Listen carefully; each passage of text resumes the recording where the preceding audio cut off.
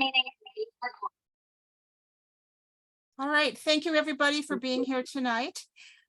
We so appreciate the partnership with the Eastside Freedom Library and the Roseville Library for this series of History Revealed Making Minnesota. And we're excited to have John Andreozzi with us tonight, and Peter will talk a little bit more about him in a few minutes. I'm Robin with the Ramsey County Historical Society, and again, thank you all for being here. We rely on the support of members and friends like you to continue to present these programs and all of our efforts. And you can find out more about the Ramsey County Historical Society on our website, which is www.rchs.com. And please check out the Eastside Freedom Library's website, as well as the Ramsey County Roseville Library's website for more wonderful programs that we're offering. On Saturday, we have a program in partnership with Norway House on Scandinavian immigrants in the Civil War. And there'll be a lot more happening this summer in History Revealed, as well as programs at our historic site, Gibbs Farm. So again, check out our website for that. This program, as you may have noticed, is being recorded. It will be up on our Ramsey County Historical Society YouTube channel, probably in the middle part of next week. So if you miss any of it, or you have friends you want to share it with, please feel free to do so. We would like to acknowledge this sacred Dakota land. Minnesota Makoche, the land where the waters are so clear they reflect the clouds, is the ancestral and contemporary homeland of the Dakota people. It is also home to the Anishinaabe and other indigenous peoples. The Ramsey County Historical Society acknowledges that its sites are located on and benefit from these sacred Dakota lands. RCHS is committed to preserving our past, informing our present, and inspiring our future. Part of doing so is acknowledging the painful history and current challenges facing the Dakota people, just as we celebrate the contributions of Dakota and other indigenous peoples. And you can find our full land acknowledgement statement on our website. Again, it's www.rchs.com. That includes actionable ways in which Ramsey County Historical Society is pledges to honor the Dakota and other indigenous peoples of Minnesota Makoche. We are committed to presenting the stories and histories of all in our community, and we're pleased to bring you tonight's program. To that end, in 2023, we are continuing to bring you programs focused on our series, Making Minnesota, which explores the untold stories, histories, and experience of some of the worldwide immigrant, African-American, and indigenous communities that make up this, our most diverse county.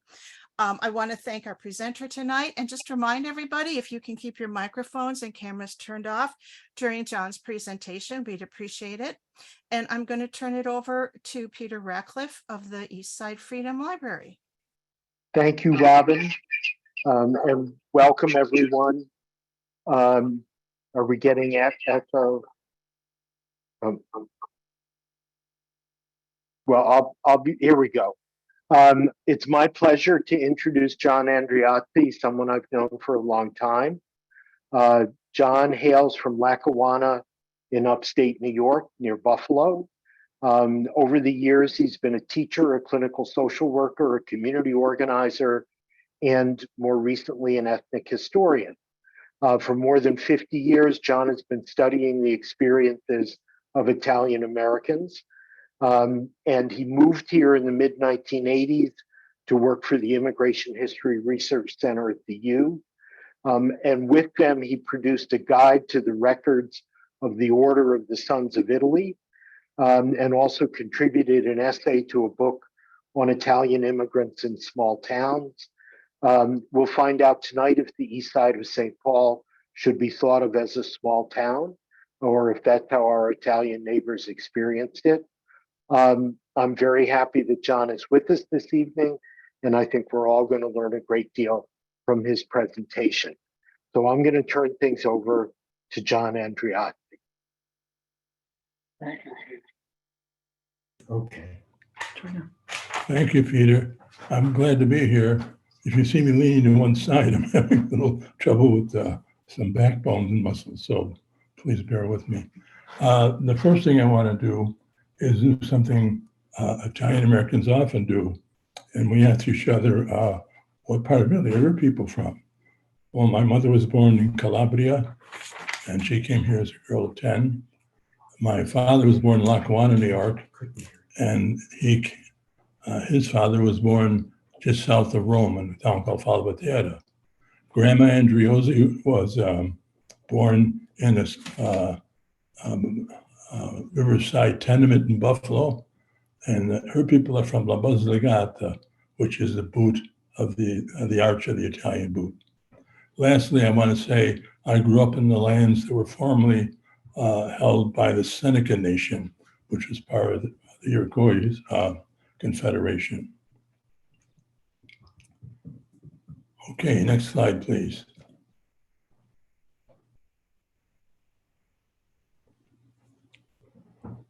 History is important, and we know I've been a mental health worker in the past. Knowing one's history is very important. What got me started on this 50, 60 years ago was I didn't realize how much our Italian background influenced my parents. And they would sort of like keep it a secret almost. So I tried to learn the secret, what was going on. And that's how I got into it. And it is important, I think, for all of us to know our histories, both individually and how we fit into big nationwide and worldwide events, such as mass migration to America and so forth. This is all crucial to me, and I hope some of you will follow up on your own at the group, no matter what it be. All these stories are part of America, and part of writing history is to make sure they're included. Next slide, please. In Minnesota, as you might guess, Italians didn't flock to in great numbers because of the distance mostly. But a lot of Italians came here after stopping somewhere else. One of the big stopping off places was Cumberland or Chicago, and then Cumberland, where railroad crews were dispatched to work throughout the Midwest. And other people have come here from just about every state you can mention in the Union and from other countries. Next slide, please. In Italy, I know there's a map here that's got a lot of confusing data, but most of the Italians in the United States, 80 to 85% of them, come from southern Italy. If you look in the middle of the peninsula at that large blue area on the left side, that's where Rome is located. Anything south of Rome is considered southern Italy, and most Italians in the United States have their roots there. In our case, in Minnesota, we have a great deal of immigrants from Abruzzo, which you see across from Rome, on halfway down the page on the right side, and from Calabria, which is the toe of the boot, and halfway in between them, the brown-colored one that says Campania, where Naples is, they've sent a lot of immigrants. Now, immigrants have come from all over, but those three especially are notable in the number of people they've sent to the Minnesota. On the North Iron Range, which used to have the largest Italian population, it's different. Many of the Italians there are from the north. And if you look at that map at the top right of the screen, you see Friuli, Venezia, Giulia. A lot of people from there came to the state, and a lot of people from the Piedmont on this other side, on the left side, that yellowish color, have come here, and other people from that area in general. Next slide. All right, this is an example of a town in southern Italy, Ripobotani. People from Ripobotani is in the region of Molise, which is just south of Abruzzo. It's halfway up the Italian boot. And people from there in a nearby town of Casa Calenda formed the bulk of the Italians that lived on the upper levee. So talking about little towns, the upper levee was its own little town, mostly Molisani, people from Molise. Next slide, please. So the towns were looking at all over the state, and including western Wisconsin, like Cumberland. We found 453 towns that sent immigrants to Minnesota.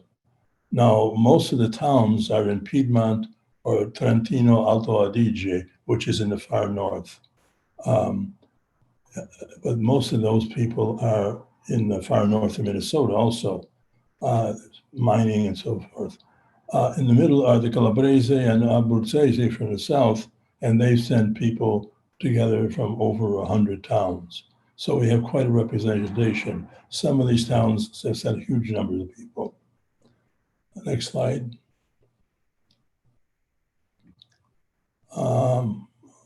Next slide.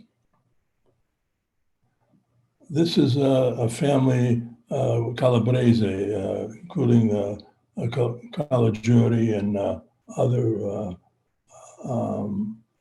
Morocco or Masako and other group of people. They settled in Cumberland, but at least some of them, a good healthy number, moved to St. Paul or Minneapolis.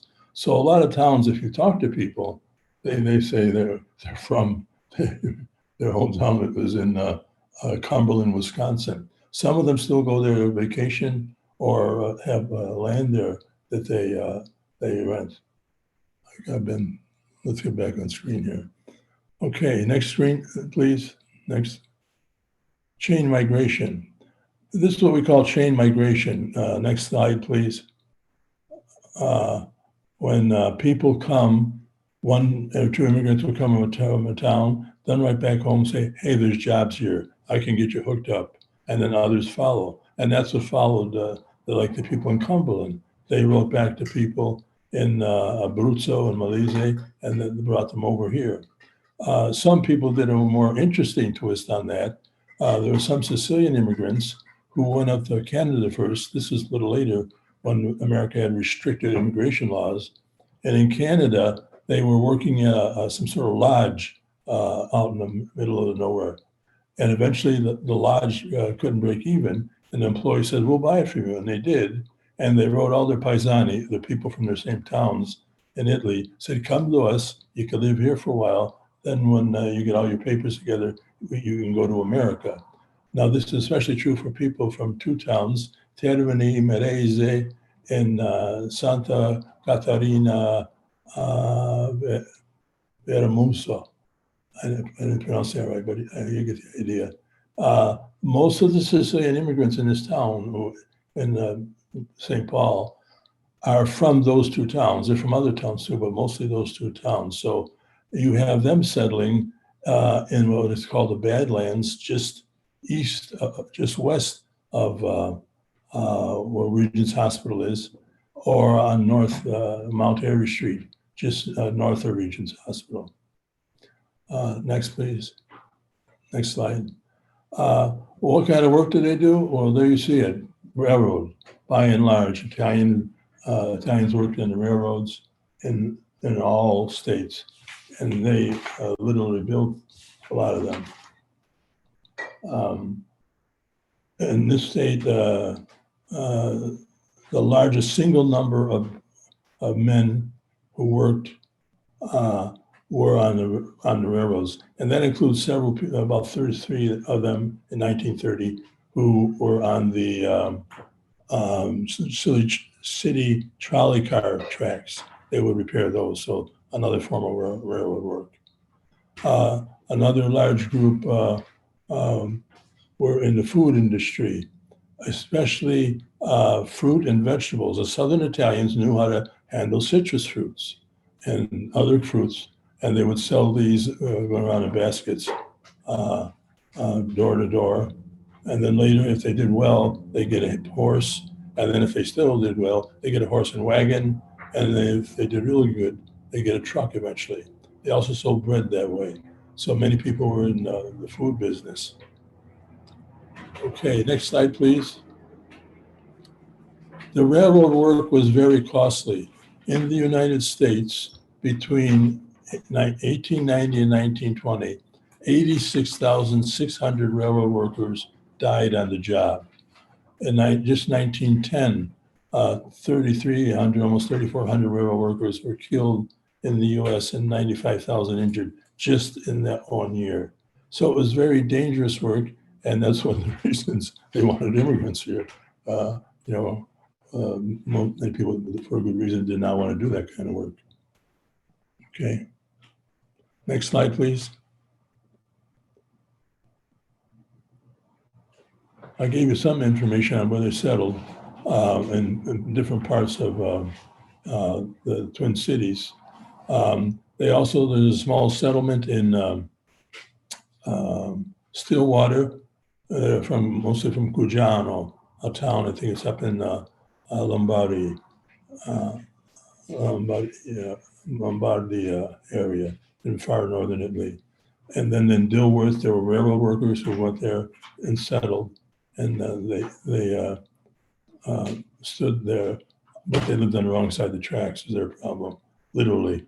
And then there's a bunch who went to Duluth, some of them Northern Italians who were good stone workers. Next slide, please. Oh, Sweet Hollow. Okay, next slide. All right, here's a map. I'm sorry we can't get it in greater detail to you, but you can see the Failing Creek winding generally southward. Right alongside of it is Payne Avenue and other streets which make up Railroad Island. And it was a series of, and I never saw it in person. I was born in another state, but there were some very substantial buildings. Some of the Italian immigrants had a lot of admiration for the Swedes who built them because they were great craftsmen. Other things looked like shacks that they threw together. And I was told by one family, you wait till someone moved out of the shack, then you moved in. There was no formal anything. You just when there were vacancies. So it was a combination of different types of building that they had. Next slide, please. Here's a look at a home. This is in less than wonderful shape, and that's what happened over time.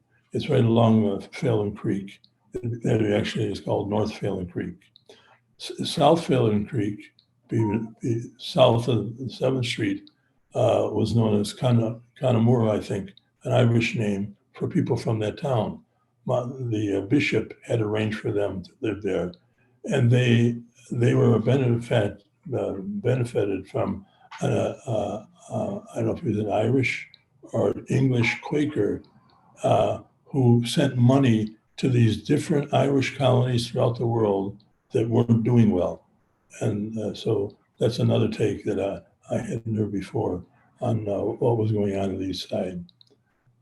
Next slide, please. A winter view of the ravine. You're looking north toward the Hams Brewery, and you can see that some of them look like regular houses. And if you look carefully, you'll see other things that are less like a house, more like a shack. But people lived in there, and most of the people I talked to had glowing memories. Now, most of them didn't live there. They got the memories from Mama, Papa, and so forth. But it was a warm community, as they described.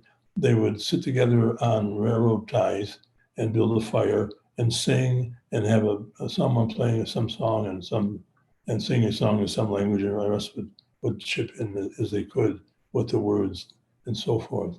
So what I got from them was a great sense of community, talk about a small village. It was isolated. I don't know what the depth was, 75 feet of the ravine, but they certainly were isolated, although there were stairways that went up on the street, as they said.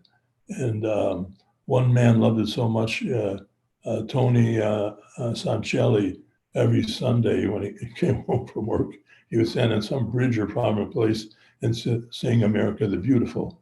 So his ticket out of the poverty of Italy and out of the poverty of the Hollow was to eventually get more jobs that paid better and move his family up to the street. Okay, next slide, please. This is a baptism of one of the Russo family, and they were a large family that lived in Sweet Hollow.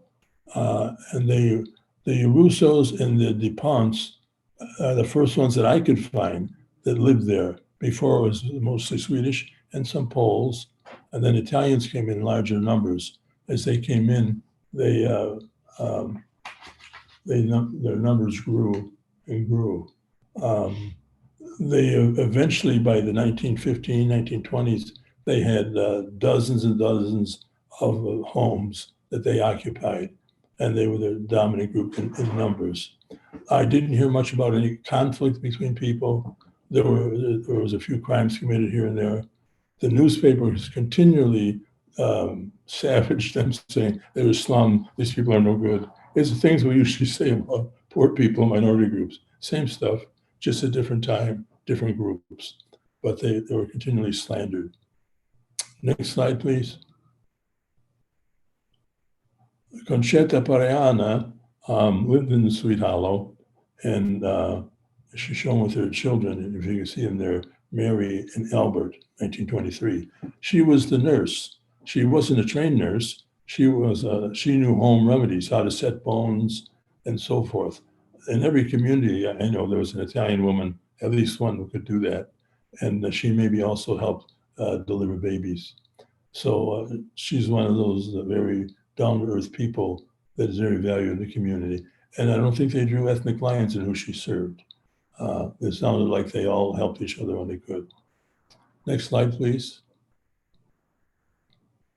There's looking south toward the 6th Street Bridge, and then down there farther south would be the Irish community I mentioned earlier.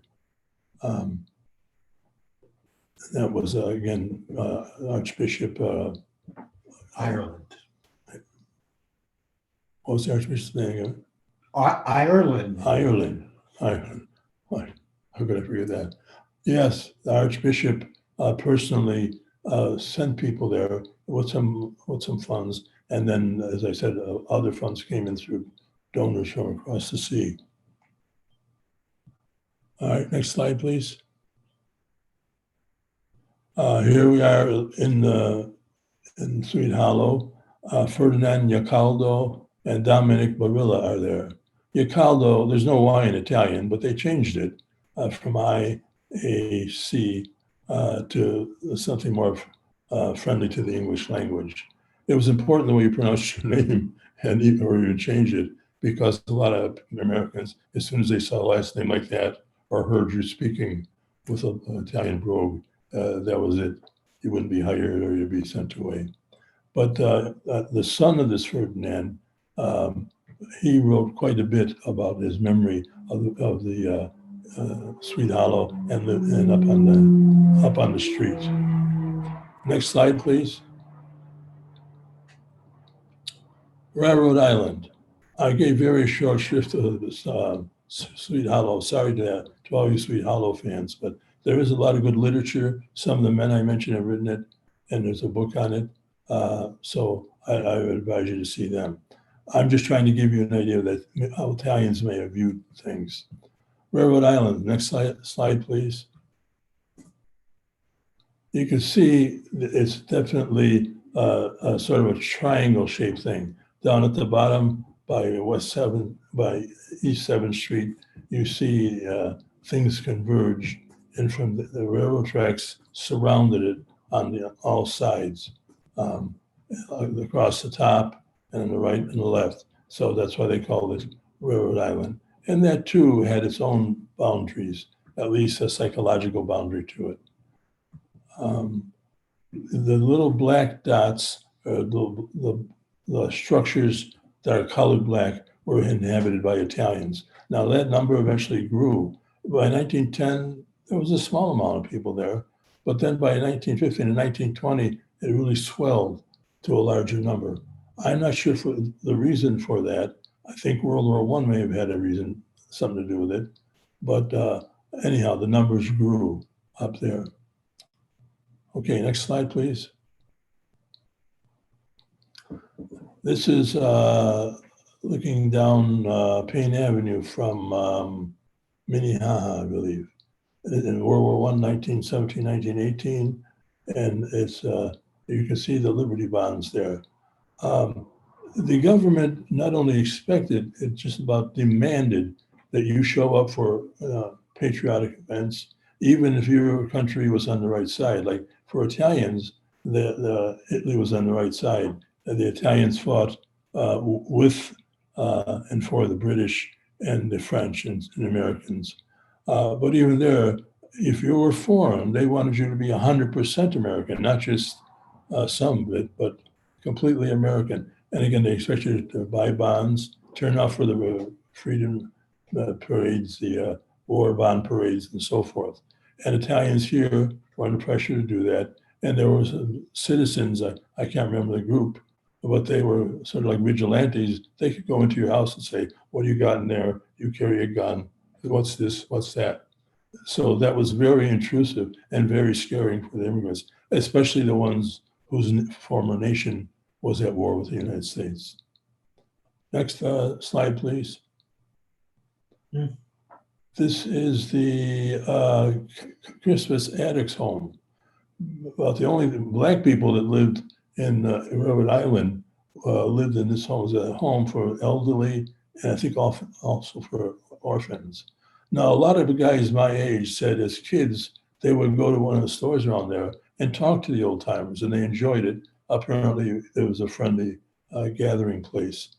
So I think that's a good introduction to race relations for some of them. But that was about, I think, the only people of color you might see there.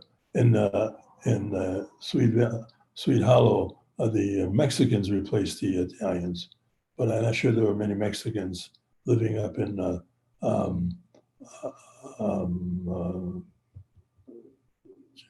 I get my memory loss here sometime, in Rhode Island.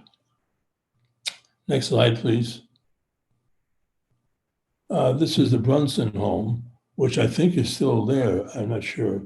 It's a historic landmark. It's the first brick building, I think, in the state, or certainly in the city. And so that was a landmark that the Italians lived along, having that in sight. And certainly that gives you a much different feeling than some of the sites in the hollow. Okay, next slide. This is Frank and Francis Russo's grocery store on Collins Street. It is now called Tedesco Street, and they had quite a business there. And the government decided at one time they were going to put a highway through there. So they tore down a lot of these buildings along there, and then they changed their mind. They weren't going to put a highway through there. And so there were some new homes put up. And one of my friends who grew up in that area and still is living there, probably one of the last Italians in that neighborhood. This is one of many businesses there. Next slide, please. This is Joe Russo's barber shop. He was there for many years. And it was one of the landmarks of the businesses there, among many. Okay.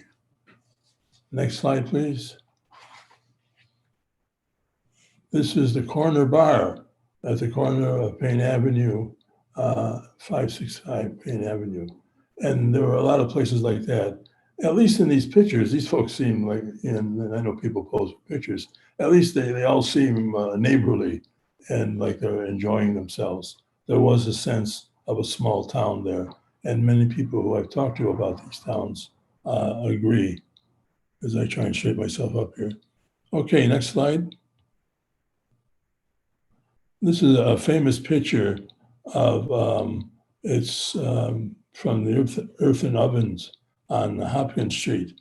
And she's a Deloya and he's a Cucurella. I can't think of their first names. But those are massive loaves of bread. And one or two people, at least, maybe more, owned these furnaces. They were like igloos. And they were often made by pile a mound of dirt and then pouring cement 6 to 8 inches thick on top of it with one opening. And then you could heat rocks up, put them in there, and it could cook for hours. And so people were taking the bread, they get an assigned hour, they cook the bread, and away they went with loaves of bread like that. I've had home cooked bread, but that really looks tasty. Next slide, please. This is the Carletta Grocery. Don Carletta, with a couple of his customers. That was there for quite a while, and it was a popular gathering spot. Many people mentioned that as something important in the neighborhood, and they would shop there when they could. Next slide, please.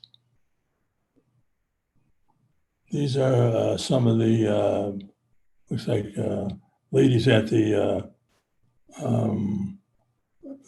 Christ Child Center.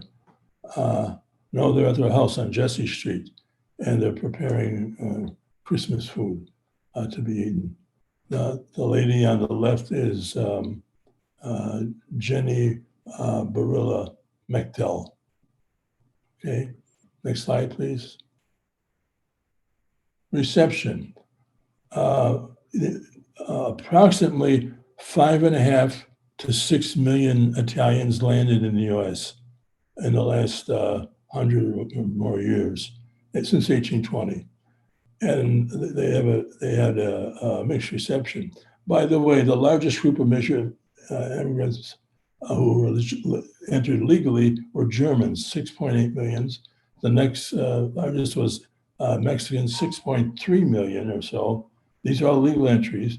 And the Italians are next with anywhere from 5.5 to 6 million people. Now, if you think that the Mexicans have a habit of coming over illegally, I know Italians who came over in midnight boats across Lake Erie. So it wasn't just one ethnic group that crossed the line to get in, especially when there was restrictive immigration laws. All right, so America's reception was, we want you here for your work, but we don't want you here as neighbors. We don't like you, but we want you to work here. That's my interpretation of what American society was saying in general to Italians and to many other groups, especially ones from Southern and Eastern Europe. Next slide, please. This is the title of the book, a WAP, which is a pejorative name for Italians. This book shows all these cartoons. You can see little mafia figures with knives in their mouths swimming ashore while Uncle Sam turns his head away or doesn't know what to do with him. So there was a lot of this type of thing, this type of literature, movies. There's one movie made in about 1915, just called The Italian. And they made him an almost murderer, but he changed his mind at the last minute. So Italians have this unenviable spot of being criminal and bad. Next slide, please. Prejudice and discrimination. Italians is a problem. Next slide, please. Here's a organ grinder. And you see the man walking, holding his ears. A lot of people wrote to the newspapers here in St. Paul and Minneapolis. These guys are making too much noise. They make us sick. Can't we get them off the streets? Enough the cops did usher them away. But this was a way of making some money. Sometimes they would have monkeys with them, or we give people a card or read their fortune or whatever. But this was the image a lot of people have of Italians, of a man like that on a sidewalk. Let's get to the next slide, please. Assimilation stages. Next slide, please. This is the Lincoln School, better known to some of my buddies as the Lincoln Academy, to make it sound like it's more than it was. But that was right in Railroad Island, right on Collins Street or Tedesco Street. And people spoke warmly of it because it was mostly all Italian and they knew everyone. And so that made for a good small town atmosphere. And they had different programs for the kids, which they were appreciated at that time. Next slide, please. This is Joe Palumbo. He was a son of an immigrant. His son was Dick Palumbo. He was a music teacher. His father, Joe, did well as a second generation man. The immigrant is the first generation, the second generation is the American born. He did well for himself. You can see him he's going to high school in the uniform of Creighton High School. And he's from the town of Fragneto Labate in Campania near Naples. A huge number of people from that town came to settle here, and including on the east side in Railroad Island. Next slide, please. These are some of the people graduating. I can't make the writing out, but they're graduating from a class at Lincoln Academy. And the people spoke with pride about doing that. A lot of people didn't even get out of 8th grade. They went to work or just didn't want to deal with school anymore. So to graduate from 8th grade is great. And to go to high school was really a big deal. But most of the families couldn't afford that. They wanted those kids to do work. Okay, next slide, please. Acculturation. Acculturation means learning the new culture, learning the ways of a culture. In America, it meant you learn our culture and what wasn't said, but it was meant, and you forget your old culture. So you quit talking Italian and you quit acting foreign, dressing foreign, you act American, you'll be all right. You do anything that's too foreign or too radical, you're going to have troubles. So the acculturation was taught sometimes in gentle ways, sometimes in very harsh ways. The settlement houses often were the more gentle way. Next slide, please. This is the Christ Child Center in Railroad Island. At one time, it burned down, and then the Italia Club rebuilt the building and had their headquarters in there, and the rest was used by the center. They had a network around the nation of women who were very involved with their churches who contributed to this. So there was some help in these centers. Of course, they were teaching them things that cast doubts on their foreign culture. They might have done it gently, or they may have done it more severely. But most of the kids were very fond of that place because they had every kind of program you can think of, even a rifle range in the basement during World War II. So that was the Christ Child Center. And there was a saying, "I'll meet you at the Christ Child," meaning I'll meet you there at that center. Now they have dances there, and naturally people from farther away, like from north of Minnehaha and Farquhar Street, I hope I pronounced that right. They came down, and some of the more macho Italian gentlemen would be there at the bridge where they came over the bridge, and they would say, "We don't like you. You can't go there. The rest of you be real nice to the Italian girls, or else."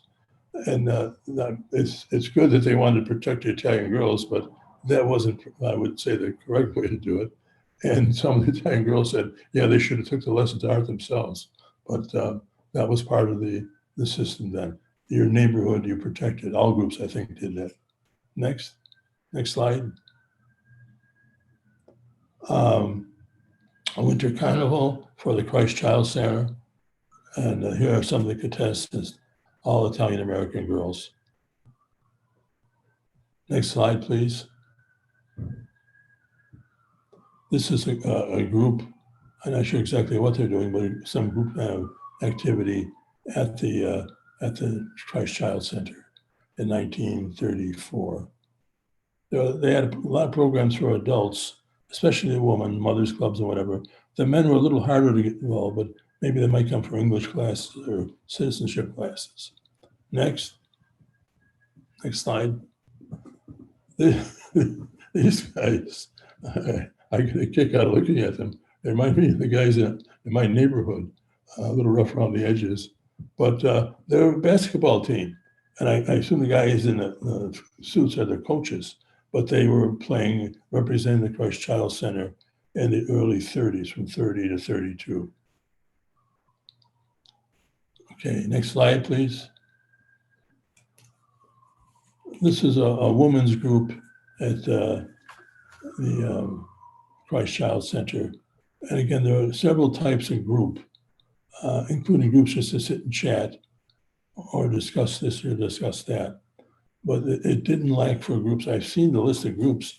They had some for every age range of girls this age, boys this age, adults, and so forth, and activities. Next picture, please.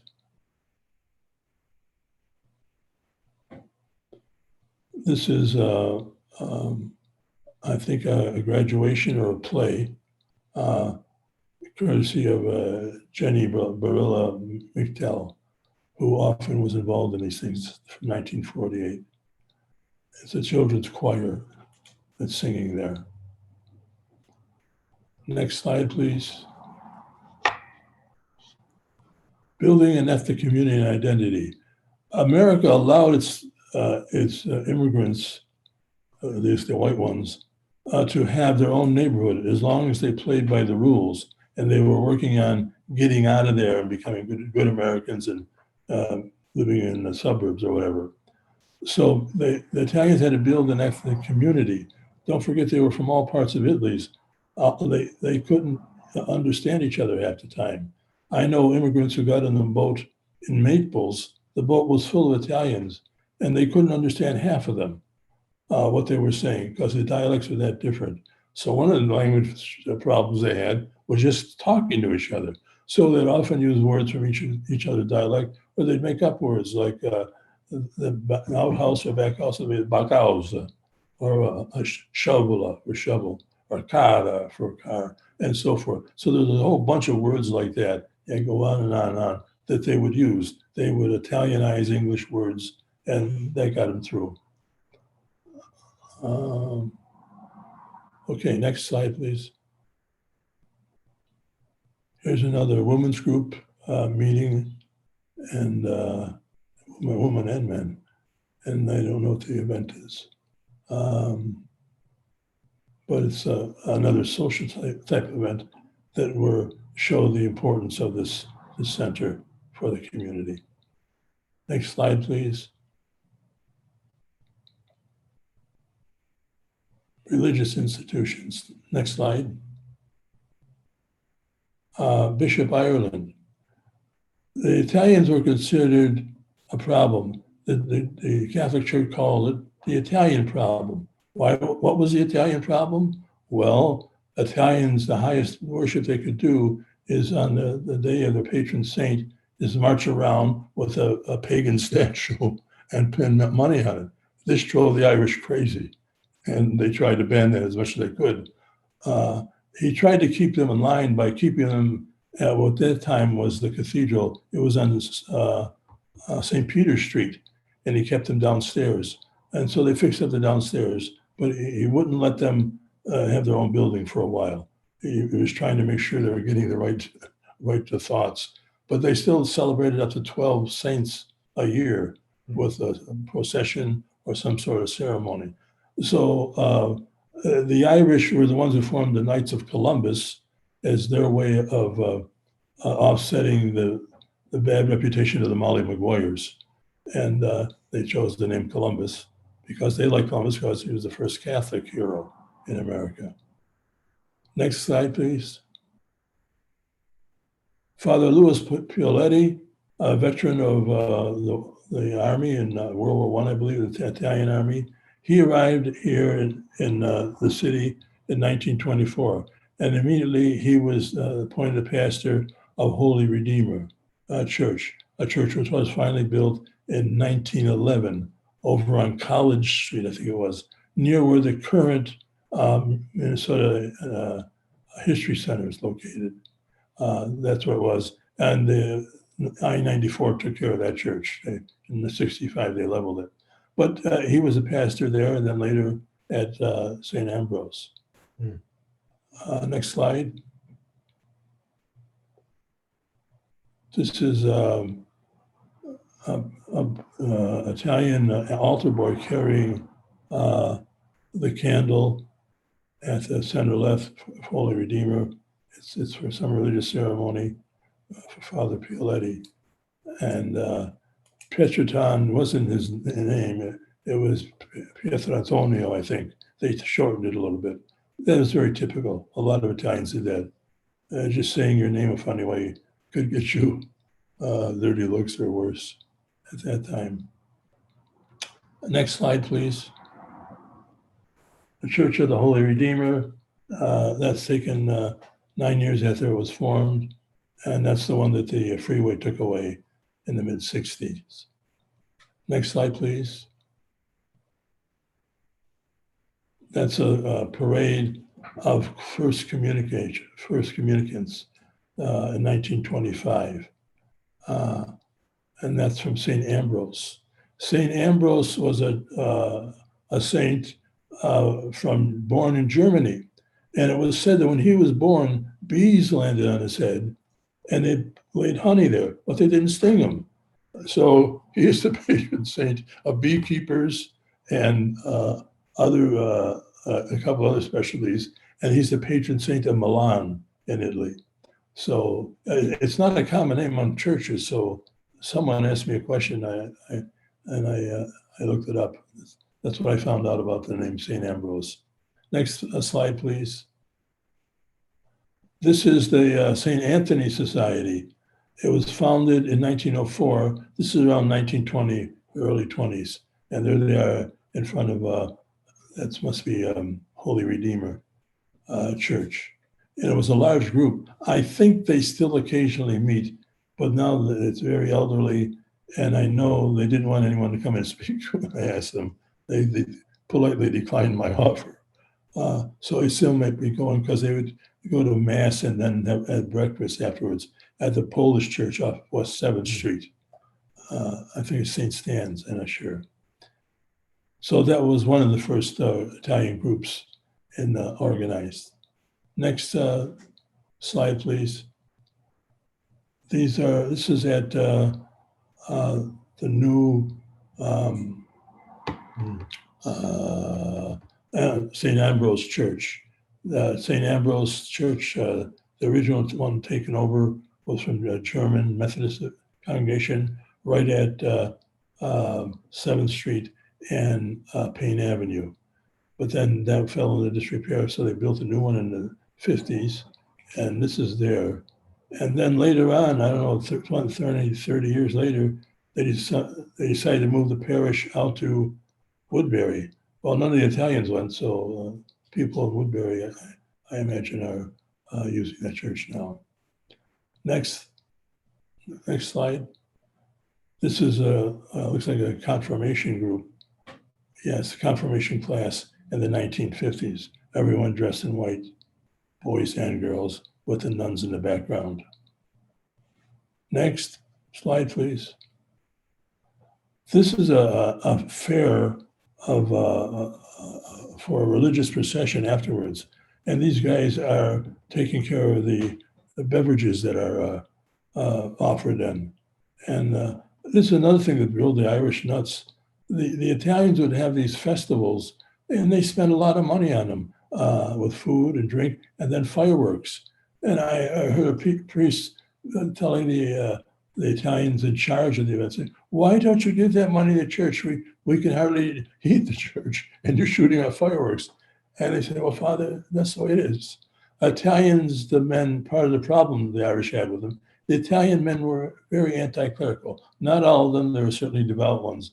But in general, they, like my two grandfathers, didn't break a leg getting to church. And often they were less than cordial in church. They didn't like some of the things being demanded, like more money, collections, whatever. Some churches in Italy, they had benefactors, so they never paid any kind of dues. So they were very unused to that. And I hope I'm not driving you guys crazy looking like I'm standing on my head. But they, so when they came here and the priest asked for money, and they say, "What's he talking about?" And they learned the hard way that that's That's expected. The priest in Lackawanna told me he knew some of the guys working in the steel plant made a good dollar. He said they were very stingy. They didn't give a lot. And that was part of it. Others were very generous. Next slide, please. This is when I talked about a new St. Andreozzi church being built. This is the dedication of the cornerstone of that. It was in the mid-50s, I think, 54, 57, that this happened. And you see all the people crowded around for this event. And these are often big events, and they produced bulletin booklets and so forth for the Italians. I think a lot of other groups. Often they're very good sources of history, those type of books. But this would keep the church in Railroad Island, a little bit farther north than it was. This would be on Burr Street. Okay, next slide, please. This I couldn't find the label for. I think it was a priest who was having religious instruction with these young gentlemen. I would guess that might be outside Christ Community Center, but I'm not sure. But that's what I think that's all about. Next, please. Building an ethnic community, organizations. Next slide. This is the UNICO chapter. UNICO is a national organization, and people here joined it in 1940, give or take a year. And one of them, the Divinity men, Ralph, I think they call himself Divine. He became a national president. But they did a lot of charitable work, gave scholarships. It's now a very small group. The old timers are mostly all gone, but it still has a function, and it did a lot of public and patriotic things, writing hometowns in Italy, advising them in 1948 not to vote for the communists, but to vote for the Christian Democrat, as was the American foreign policy, and so forth. They received millions of letters from people, not only here, but around the country. Next slide, please. This is an Italian dance group for the Festival of Nations. Look at the size of that group. These are all Italian girls, and they would do dancing and so forth. I think they also had a group that was co-ed, and they did dances too. But this gives you an idea of the ways they can keep their ethnic identity, but within a respectable American domain. The organization for, and I'm forgetting the name of it, whatever. Next, please. These are some folks at another event. And again, it's a social event. And I think it might involve dancing and singing by some of the outfits the ladies are wearing. Next slide, please. So what these people are doing here, the women's dance group is dancing with some men partners in the streets. So the old timers who couldn't get to these halls downtown, so they could watch and see some of the old Italian dances done. And again, this was being ethnic, but within a framework of being American. America said, you can act ethnic if you're nice, but get back to the American part. So you didn't want to be too ethnic. And I've watched people of my parents' generation do this, be very ethnic within their home, but when they went out, they would have a whole different era about them to be respectable. Next, please. Other institutions. Next slide, please. Well, one thing to do would be patriotic and to help the former homeland is in World War I to send money or ambulances to Italy. They had terrible casualties in Northeast Italy fighting in World War I. And so these ambulances were a really well-deserved gift.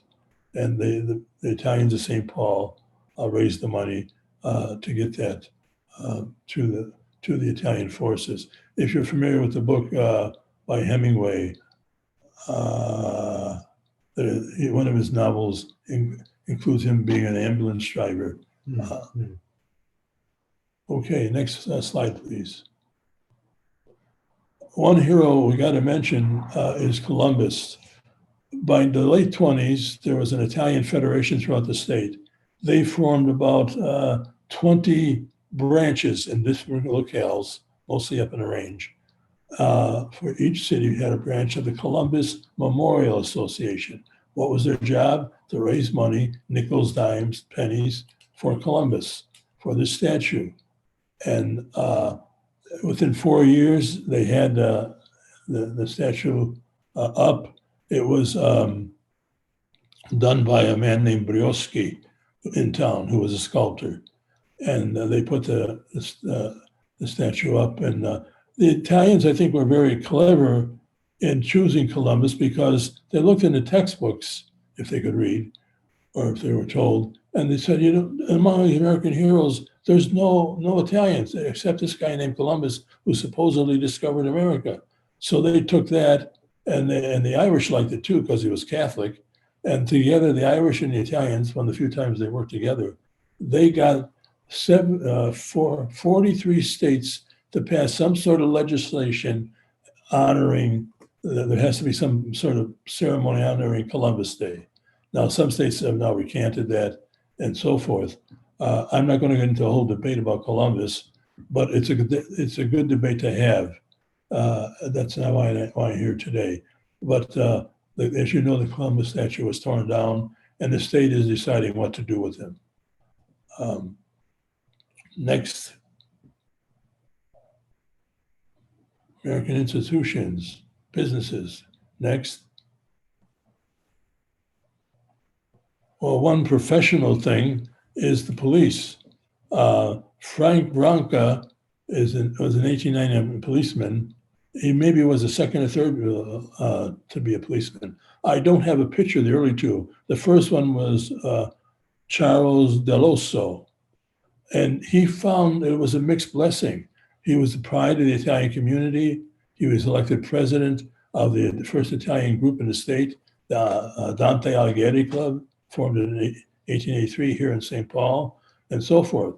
Well, in 1891, a man was murdered by another Italian murdered another man. And the Deloso did his job, and he said, this is the man. And the Italian community said, what do you mean? He's one of ours. If you testify him in court, you testify against him, you might get him in real deep doo-doo. And he was even threatened, but no one actually followed through on the threats. But this is where your ethnicity it becomes, we're glad you're a cop. We need more people represented, but you got to stick up for our boys too. But he said, no, I'm paid to enforce the law. Thank you. So next one, please. Next slide. First Italian fireman, Anthony Segale. He was from the far north of Italy. And in 1909, he became the first Italian firefighter here in St. Paul. I don't know much more about than that. These guys would all have interesting stories. I'd like to see people write about them some more. Okay, next slide, please. Vic Tedesco, who was they renamed Collins Street in his honor. He was on the city council. He was a very colorful character, and he did some good things in his term. And he wrote a book. It was a takeoff on, there was a movie or a play called I Never Sang for My Father. He wrote a book, I Always Sang for My Father. He was a musician, he had a band, and he took his band to play at the high and mighty people's balls and dances and whatever. So he was quite a figure in town. Next slide. Fitting into America, institutions, sports and entertainment. I didn't have any sports or entertainment things handy, but that's one of the ways you get in is entertainment. The National Football League is over 75% Black. And I don't think it's because black it's a superior athletes. I mean, they're good athletes, but it's one of the avenues open to them. 120 years ago, I saw an article say the Irish are natural athletes. Well, that's their natural athletes because they were often discriminated against, and they had to use that vehicle to get money and prestige and so forth. So, what was taught at the Christ Child Center and other places was not bocce, but volleyball and football and so forth. So that was another way of getting the Italians to Americanize. Next slide, please. Personal relationships. The ultimate in assimilation is to marry outside your ethnic group and or have friendships outside your ethnic group. But intermarriage is the way. And if you look at the second generation, that's the children of the immigrants, many of them married outside the group. Other Catholics, usually Irish or Poles, and sometimes Swedes too, when they get along. So that was a very important part of like those dances they had at the Christ Child Center and so forth. That was a very important function.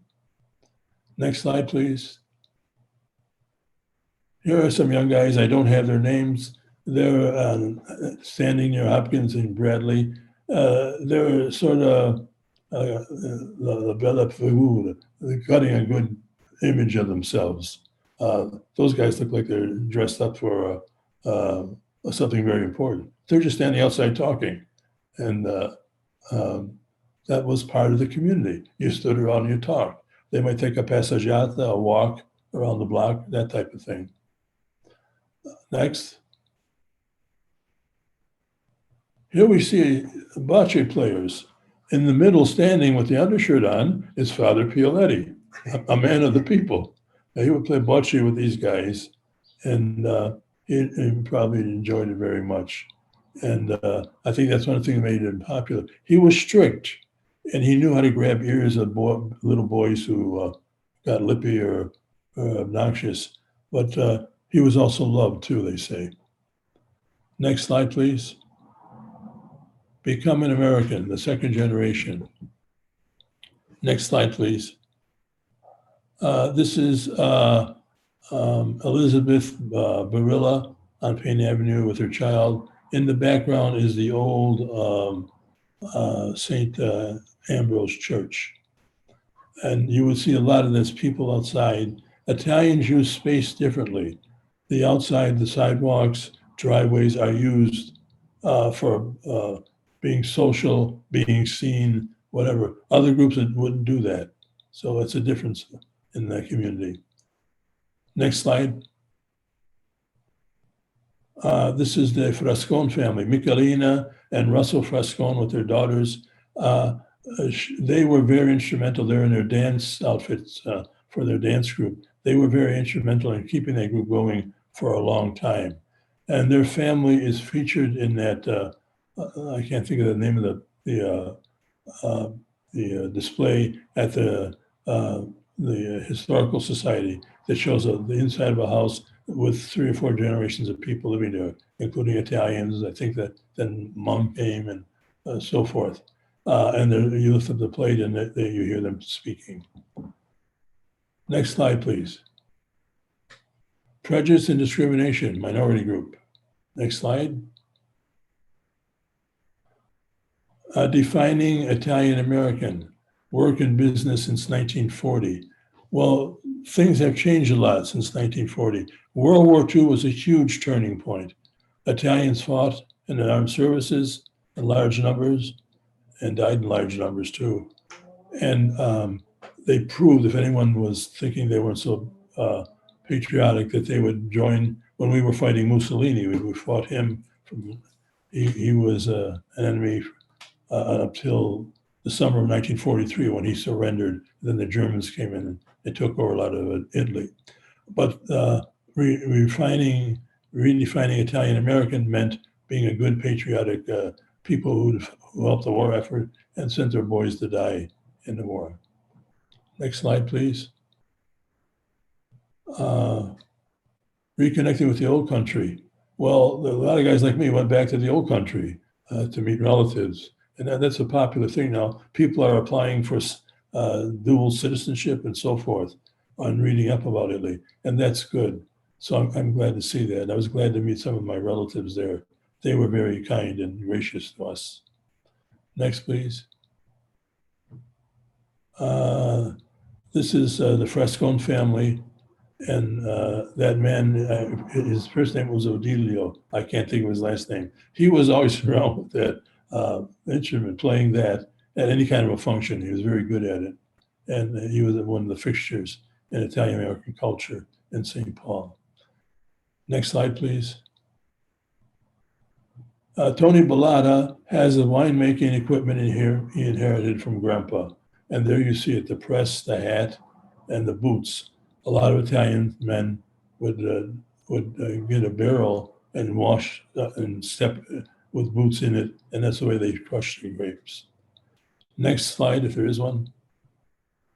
All right. In Minnesota, according to the 2010 census, the German people of German extraction who claimed that were almost 2 million.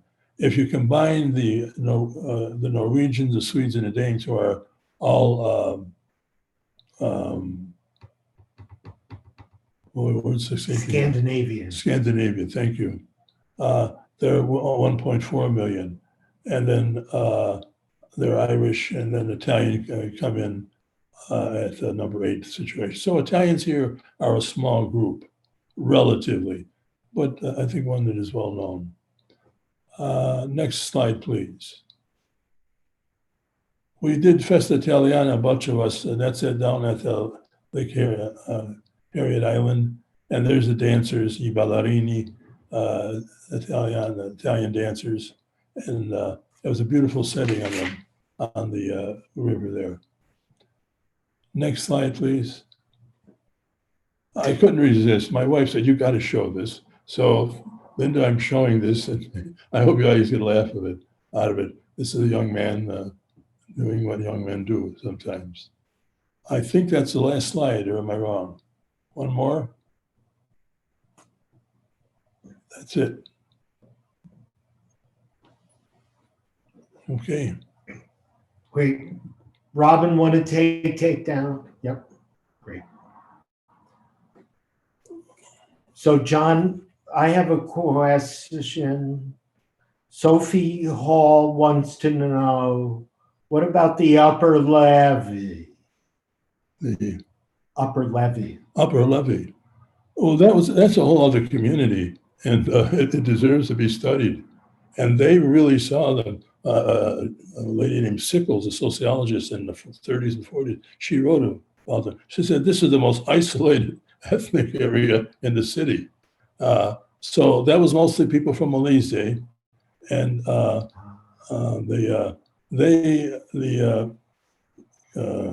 Cassetta and Mancini's have some roots there, and they have a little statue in honor of them that's overlooking that area, which is now covered with luxury apartments.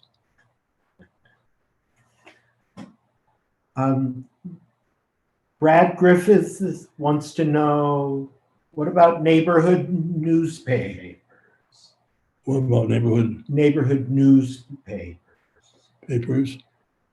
I know Italian boys would sell papers. They sell them. Joe Russo said he would sell papers for 3 cents and he could keep 1 cent of it. And that was big money back then when he was a kid.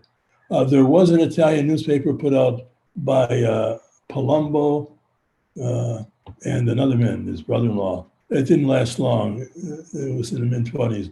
That's the only one I know of. But they would get the nationwide ones like Il Progresso and others. Thank you. And what about the Italians in Northeast Minneapolis? What about? The Italian community there. They had this basically the same mix. They're more heavily Calabrese, but they have a lot of people from Cumberland, a lot of Abruzzese. Their neighborhood too, Our Lady of Mount Carmel Church, is now mostly non-Italian, but Italians still go there. They have a very successful men's group that used to be part of Unico, and they made their money through pull tabs and that type of thing. They join other organizations. They give away hundreds of scholarships every year, and they have a big deal on in October on Columbus Day. They had a women's group too, but that had I don't know if that's still going. There's another group in Minneapolis. It's the Italian Cultural Club. Those are people who came over more after World War II and more as professionals and had quite a different history, which is well worth looking into. I hope we could do something. So they learn about the Italians who preceded them, and then those of us who are the grandchildren of the early Italians, we could look at their history and culture. How long has the Italian language persisted? One study in Bridgeport, Connecticut, by the third generation, that is by the grandchild of the immigrant, 14% knew Italian. And our family, my parents, both fluent in Italian, and they wouldn't teach it. Deliberately, they thought they were protecting us. Are there other questions?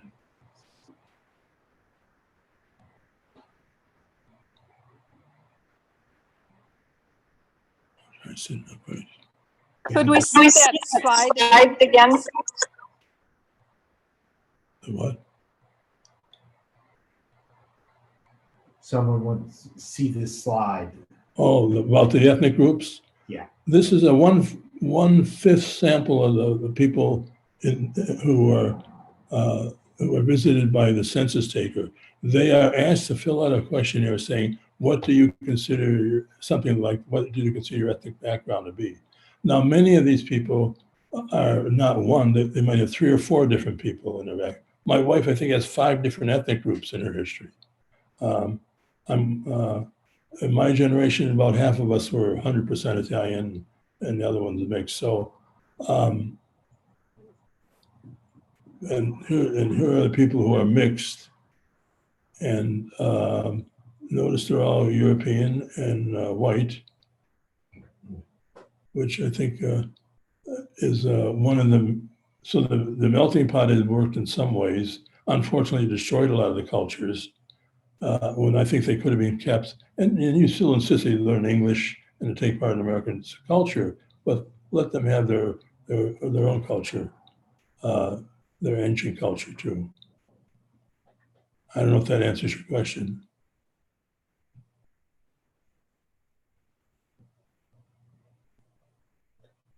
Robin, let me pass the ball to you. Okay. Yeah, thank you everybody for thank you for Oh, Don Garofalo. yeah. Sophie had a question about wanting to find more information on the people of the levee. A guy I know is writing a book about it. I don't know where he is with it, but there are things that are, the lady I talked about, the social worker who said it was the most isolated group, her last name is Sickles, and she wrote a book, Around the World in St. Paul or something like that. Paul. Yeah. And she also wrote a thesis that's good. And there's some other sources too that don't come to mind. There's a book called Italian Voices, written by a lady who's Mancina Batinich is her married and single name, hyphenated. And she's deceased now, but she wrote a lovely book, all based on interviews with 100 Italian Americans throughout the state. And so those will give you, I got a lot of good information from that. Those will give you a flavor of it. The other place to go is people you know who maybe grew up in Little Italy or near one. They don't have to be Italian, by the way. Sometimes the people who live near your ethnic group, they know a lot about the ethnic group. So I would do that. And Other than that, I don't know if you could, if I could get more information from you, I could give you more fine detail. But is there a way people can contact me, or you can? Sure. They can reach out to the East Side Freedom Library and we'll put them in touch. Okay. Because off the top of my head, it's hard to remember all these. Yes. Well, thank you, John. This was a wonderful presentation. And thank you, everybody, for being here. Watch for more History Revealed. And I'm going to turn it over to Peter to just wrap up quickly. I just want to thank John and everyone who's joined us and continue to meet us monthly for History Revealed. Thank you. Thank you, everybody. We'll hope to see you soon. And watch for the recording on our YouTube channel, as well as on the Eastside Freedom Library's YouTube channel. So again, thank you, John. Thank you, everybody, for being here. Thank you, John. Thank you, Robin. Buonanotte. Good night. Good night. Good night, everybody.